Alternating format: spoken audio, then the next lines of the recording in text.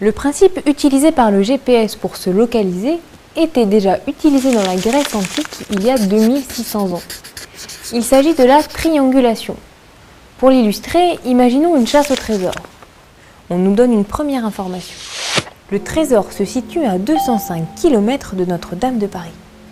Ça nous permet déjà de savoir qu'il est quelque part sur un cercle centré sur Notre-Dame de Paris et ayant un rayon de 205 km.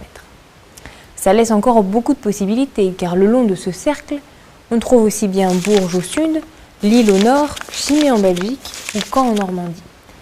Mais nous obtenons une deuxième information.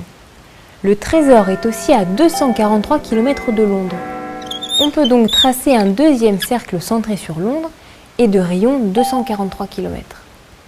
Les deux cercles ne se croisent qu'en deux endroits, au cœur de la ville de Lille et sur la plage de Langrune-sur-Mer près de Caen. C'est mieux, mais ce n'est pas encore suffisant. On obtient finalement une troisième information. Le trésor est à 93 km de Bruxelles. On trace le troisième cercle et cette fois, pas de doute, il ne reste plus qu'un point commun et c'est Lille. Mais au fait, ce trésor, où le chercher exactement dans Lille ? Pour le savoir, nous demandons à connaître les distances avec plus de précision, disons au mètre près. On trace les cercles correspondants et la surprise, les trois cercles ne se coupent pas exactement au même endroit. Comment est-ce possible ? L'une de nos informations est-elle fausse ? Non. Mais comme pour toute mesure, il manque une information essentielle, sa précision. Ce que les physiciens appellent l'incertitude de la mesure. Par exemple, lorsqu'on mesure une longueur avec un mètre, la précision ne peut pas être mieux que 0,5 mm, puisque les graduations sur le mètre sont séparées de 1 mm. La précision dépend de l'instrument de mesure utilisé. Supposons que dans notre cas, la précision de la distance soit de plus ou moins 50 mètres. On peut donc dire avec certitude que le trésor est à une distance de Notre-Dame de Paris comprise entre 204 950 mètres et 205 050 mètres.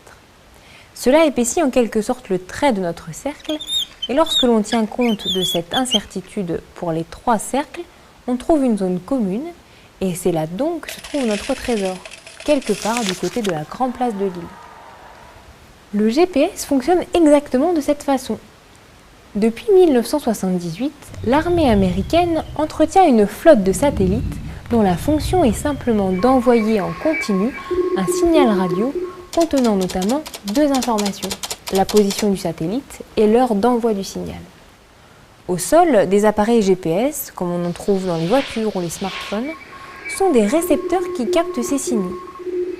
Un récepteur GPS note l'heure à laquelle il reçoit un signal donné, lit dans le signal l'heure à laquelle il a été envoyé et en déduit le temps mis par le signal pour venir du satellite. Or, les ondes radio se propagent à la vitesse de la lumière et on peut donc en déduire la distance du satellite. Par exemple, si le signal a mis 70 millisecondes pour atteindre le GPS, il a parcouru 20 985 km.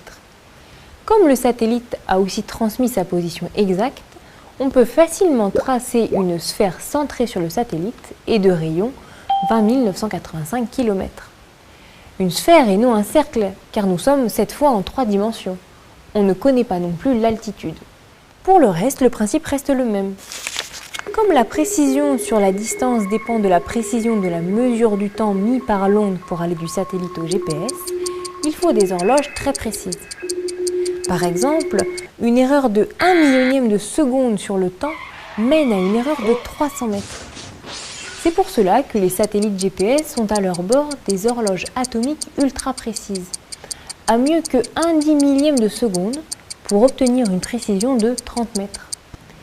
Et les horloges du système européen Galileo, qui doit entrer en service en 2014, seront encore 30 fois plus précises, ce qui permettra de se géolocaliser avec une précision de 1 mètre.